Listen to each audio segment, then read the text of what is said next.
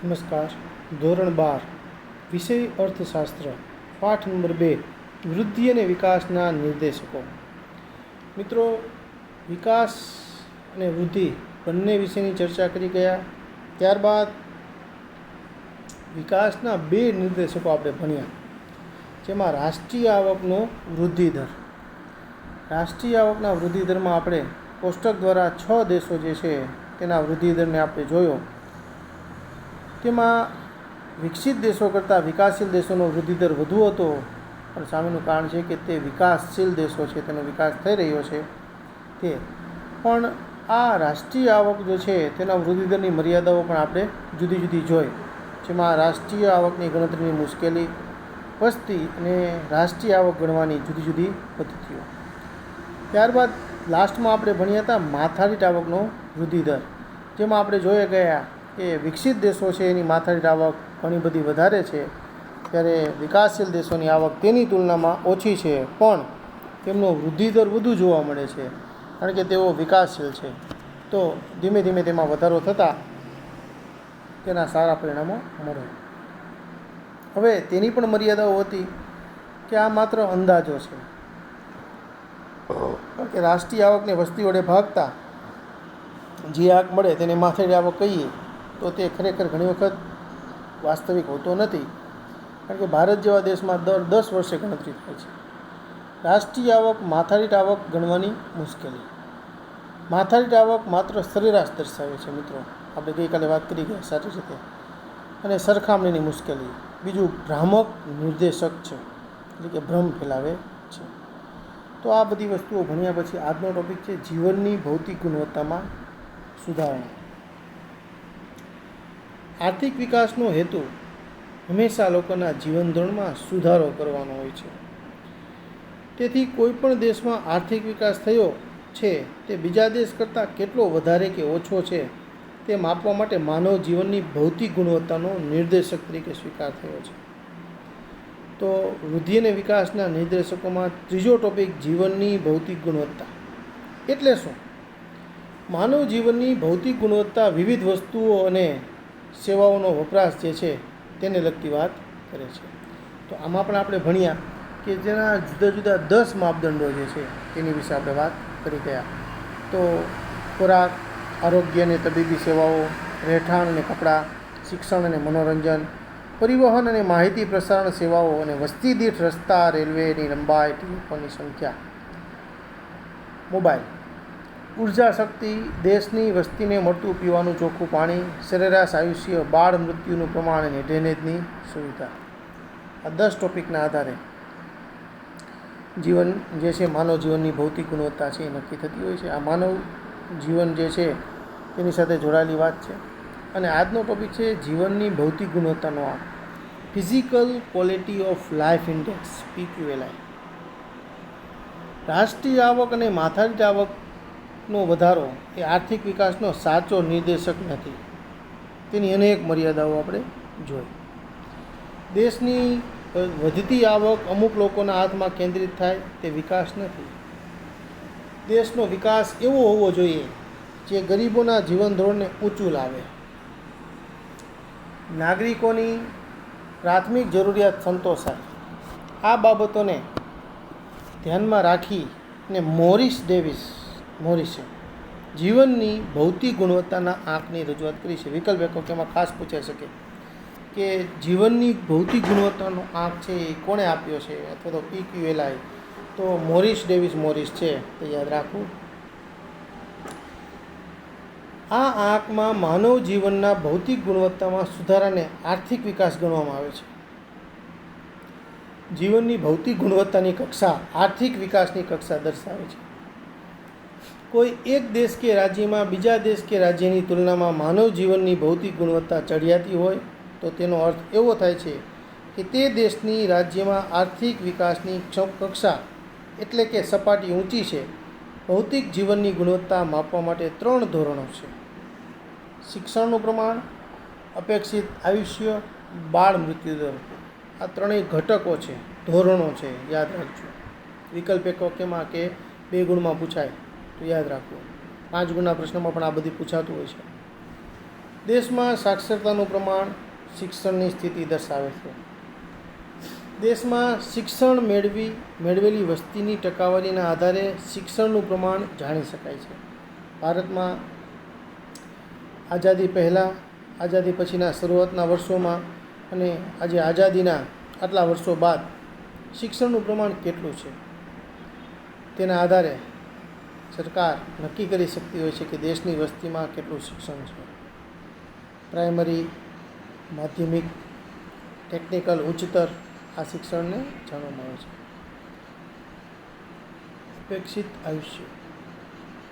બાળકના જન્મ સમયે તે કેટલા વર્ષનું આયુષ્ય ભોગવે છે તેની અપેક્ષાને અપેક્ષિત આયુષ્ય કહે છે, જે પ્રજાનું સરેરાશ આયુષ્ય દર્શાવે છે.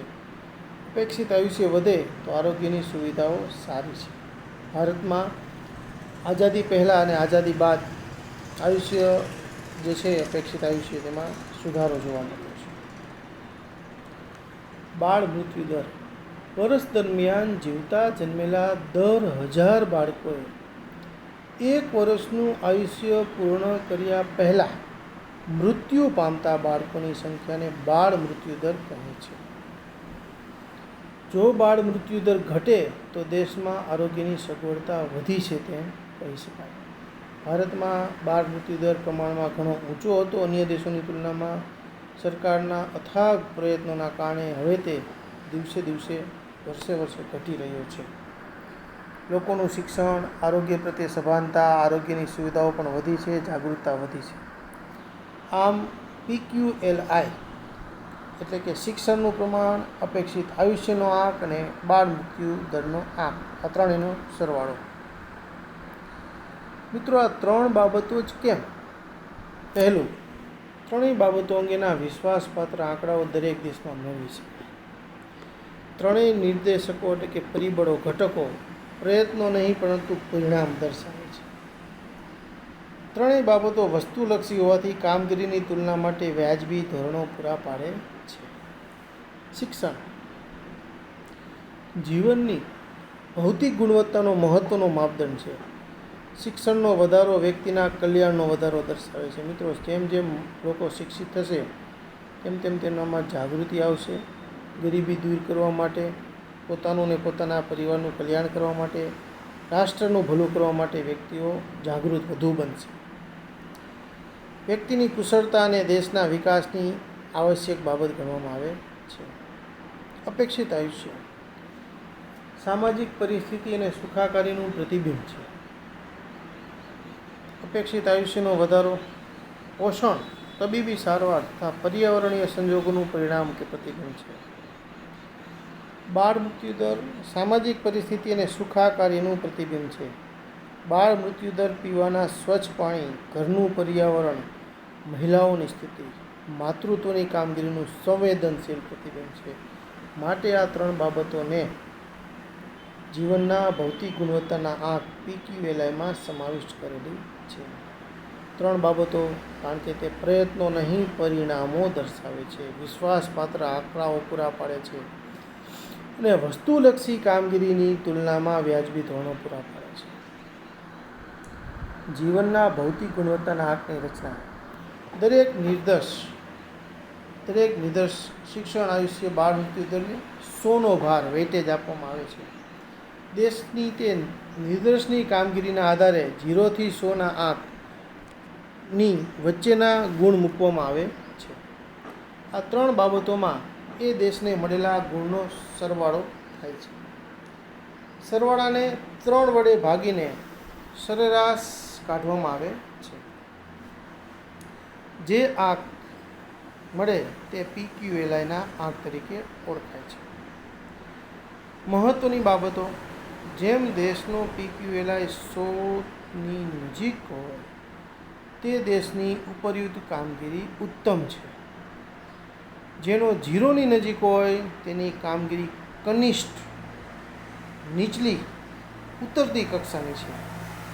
ત્રીજું, PQLI 0 થી 100ની વચ્ચે હોઈ શકે છે.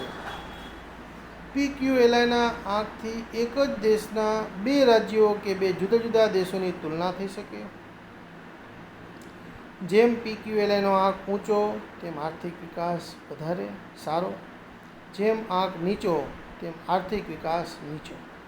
તો આ 6 બાબતો જે છે એ એની મહત્ત્વની બાબત ગણાય છે, સકારાત્મક બાબતો. PQLIમાં માનવ જીવનના ધોરણને સ્પર્શતા શિક્ષણ અને આરોગ્ય જેવી બાબતોનો સમાવેશ થાય છે. માથાદીઠ આવકના નિર્દેશક કરતાં PQLI ચઢિયાતા છે. આર્થિક વિકાસના નિર્દેશક તરીકે PQLI રાષ્ટ્રીય આવક અને માથાદીઠ આવક કરતાં ઓછી મર્યાદાવાળા છે. PQLIની જુદા જુદા દેશોના જૂથો એક જ દેશના વિવિધ રાજ્યોમાં તુલના કરી શકાય છે. શહેરી ગ્રામીણ સ્ત્રી પુરુષના PQLI બનાવી તેમની તુલના કરી શકાય. એટલે આ એની 5 સકારાત્મક બાબતો છે. મર્યાદાઓ પણ છે. માત્ર 3 જ બાબતોનો સમાવેશ કર્યો છે અને આ 3 બાબતોના આધારે જ સચોટતાથી દેશનો વિકાસ થયો છે કે નહીં તે કહી શકાય નહીં. સાચો આંક મેળવવા આ 3 બાબતો સિવાયની બાબતોનો પણ સમાવેશ કરવો જોઈએ. આ એની મર્યાદામાં કીધું છે. બીજું, માત્ર સરેરાશ દર્શાવે છે. 3 નિર્દેશકના મળેલા આંકને 3 વડે ભાગવાથી મળતો આંક PQLI છે, જે સરેરાશ બતાવે છે. તે દેશની 3 બાબતોમાં અગ્રીમતા કે પછાતતા કહી શકાય નહીં. સરેરાશથી નિર્ણયો લઈ શકાતા નથી. કોઈ દેશનો PQLIનો દર ઊંચો હોય તો દેશનો વિકાસ બીજા દેશો કરતાં વધારે છે તેમ સામાન્યીકરણ કરી શકાય નહીં. ચોથું, 3 ધોરણોને માનવ જીવનમાં એક સરખું મહત્ત્વ શો અપાય છે જે અયોગ્ય છે. 3 બાબતો માનવ જીવનમાં એક સરખું મહત્ત્વ ધરાવતી હોતી નથી. દેશ, દુનિયા, પ્રદેશ પ્રમાણે આ બાબતોમાં ભિન્નતા જોવા મળે. જીવનની ભૌતિક ગુણવત્તા આંકમાં આવક વૃદ્ધિ મહત્ત્વની છે જેની ઉપેક્ષા કરી છે. ધનિક દેશોનો PQLI વધવાની ગતિ ધીમી છે કારણ કે સરેરાશ આયુષ્ય અમુક હદથી વધારે વધારી શકાતું નથી. આજની સ્થિતિ શું છે? વિશ્વમાં 2003 પછી PQLIની 3 બાબતોને આધારે બનતા આંકને બદલે તેમાં માનવ જીવનને સ્પર્શતી બીજી 3 બાબતોનો સમાવેશ કરી જીવનની ગુણવત્તાનો આંક QLI તૈયાર કરવામાં આવે છે. તો આ ત્રીજો ટૉપિક જે છે એ પણ આપણા માટે મહત્ત્વનો છે. આ મિત્રો બધા દરેક વાંચી જશો, વિડીયો જોઈ સમજી જશો અને ત્યારબાદ લેસન કરી મને મોકલશો. આવતીકાલે હવે નવા લેક્ચરમાં આપણે માનવ વિકાસનો આંક જે ચોથો ટૉપિક છે આપણો પાઠનો, અને પાઠને આપણે અંત તરફ લઈ જવાનો છે HDI, તેને આપણે અભ્યાસ કરીશું.